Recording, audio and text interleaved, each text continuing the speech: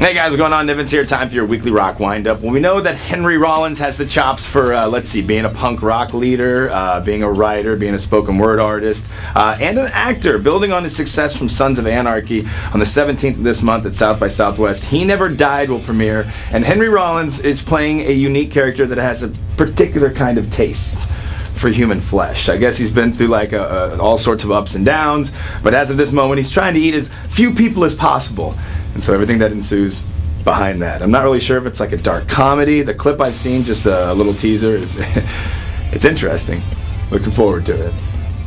Well, I'm going to sound like a hypocrite when I say this, but don't bring it back. I mean, you can bring back the idea, but don't bring back the cassette tape. As I'm sure you heard, Metallica going to release their demo cassette tape, No Life to Leather, on Record Store Day, which of course is on the 18th of April, and it's going to be a cassette. So, like I said, I like vinyl, but it makes me a hypocrite to say cassettes, really? Nonetheless, though, if you're a Metallica fan, I'm sure you'll be on the lookout for it.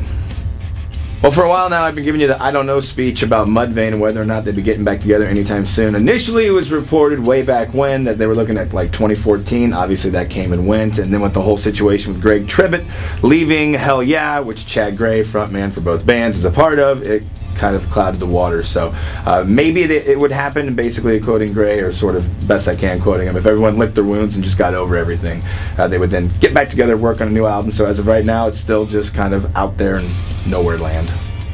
Well, speaking of guys that might get some sort of the band back together, it seems that John Corabi and Mick Mars are talking to one another. As soon as this Motley Crue run will end, then those guys are going to start working on making some music together. Now, if you remember, Corabi for a brief moment was the lead singer of Motley Crue, and I'm no way in shape or form like a Motley Crue aficionado, but from the guys I know that are, they thought that the time with Corabi was some of the best stuff Motley Crue ever put out. So we'll just see what happens in terms of how they'll round out this whole camp. But it looks like Mick and Corabi, they're talking. And to close out your weekly rock wind-up, all the new music announcements for the week. Seems Al Jorgensen, Ministry mastermind, wants to record, quote, the fastest album in the history of Humankind or Computerkind. I'll let you know how that unfolds. Faith No More dropping another single, Superhero. It's going to be available on a 7-inch vinyl the 17th this month, and then digital release on the 31st of this month as well. Meanwhile, in Burbank, the Stone Sour Covers album will be available on vinyl exclusively at select record stores on April 18th for Record Store Day. POD, hard at work on a new album.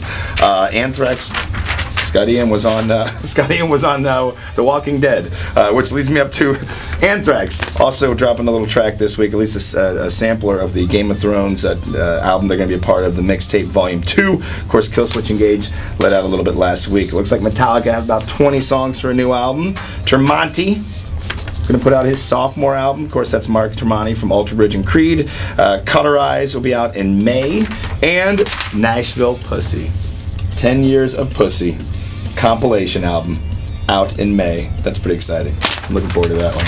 I'm Nivens. Thank you very much for tuning into your weekly rock wind-up. If you're watching this on a Friday, of course, Rockaholic pre-sale ends at 11:59 p.m. and 59 seconds tonight. If it's any time after that, don't worry, tickets are still available for Rockfest, $47.50. You can also get them at the Midland and save you a few dollars on those inconvenience fees. I'm Nivens. Thank you very much for tuning into your weekly rock wind-up. Have a great weekend. Go check out the Real Deal Tattoo Convention. Peace. Sometimes you just gotta run through it a couple times, you know?